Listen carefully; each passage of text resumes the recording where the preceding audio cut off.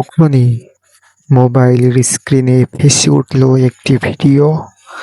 প্রথম কয়েক সেকেন্ড দেখে মনে হবে এটা হয়তো আর 10টা সাধারণ ভিডিওর মতোই, কিন্তু ভিডিওটা একটু সামনে এগোতেই চোখের সামনে এলো এমন একটি দৃশ্য যেটা দেখে অনেকেই স্তব্ধ হয়ে গিয়েছিল।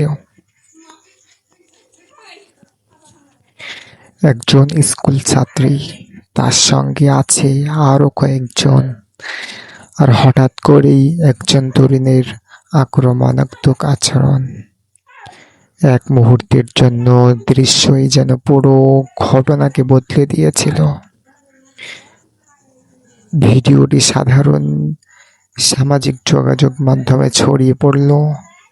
মানুষের মধ্যে শুরু হলো তীব্র আলোচনা।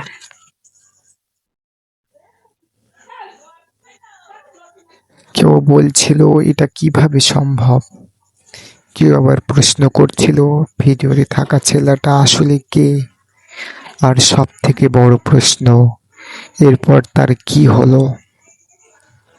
ঘটনাটি নিয়ে আলোচনা যত বাড়তে থাকে ততই সামনে আসতে থাকে ভিডিওটির বিভিন্ন অংশ।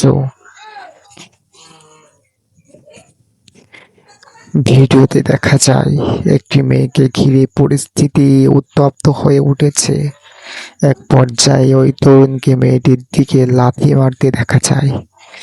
দৃশ্যটি খুবই অস্বস্তিকর, কারণ একজন শিক্ষার্থীর সঙ্গে এমন আচরণ কোনোভাবেই স্বাভাবিক ঘটনা হতে পারে না।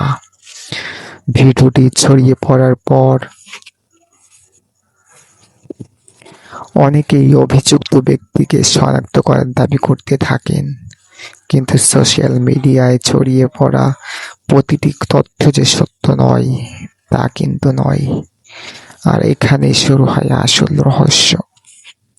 একটি ভিডিও, মাত্র কয়েক সেকেন্ডের ভিডিও, কিন্তু সেই কয়েক সেকেন্ডের মধ্যেই একজন মানুষের পরিচয় নিয়ে শুরু হয়ে গেল তুমুল আলোচনা। কে সে, কেন এমন আচরণ করেছিল, ঘটনাটির পিছনে আসলে কি ছিল, আর ভিডিওটি কোথায় ধারণ করা হয়েছিল। একটার পর একটা প্রশ্ন